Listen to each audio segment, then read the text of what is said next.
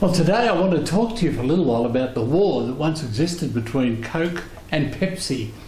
But before I do, the subject today is actually being careful to count the cost in making a decision. When I was in business, I loved the fact as a Christian that in the New Testament there were so many rules that Christ gave about how to be successful as a leader. One of them was when he talked about a king. He said, now listen, if the king's going to declare war on someone, he's going to first of all add up how many soldiers, etc. that someone has before he attacks him. If he thinks he can't win, then he's going to make peace. In other words, he counts cost. And he said, if you put up a building and you get it halfway up and you don't have enough to finish it, you look like a fool.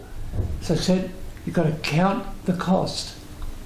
Years ago, Coca-Cola, which was the king of soft drinks, of course, was being roughed up by a series of advertisements by Pepsi.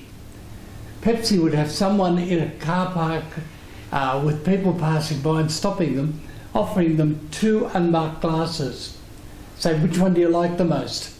And then in their advertisements it'd say, 80% of Coca-Cola drinkers like Pepsi best.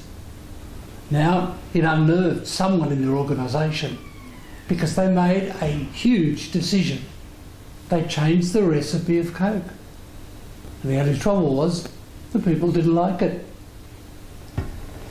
When Jesus said you count the cost, it is important to recognise that when you've got a great idea that you think will help your organisation, that the mistake that a lot of people make is they look at what the best thing could be that would come out of that idea. And sometimes they'll make the decision on the best. What we need to do is also to look at the worst thing. Use the words if, then.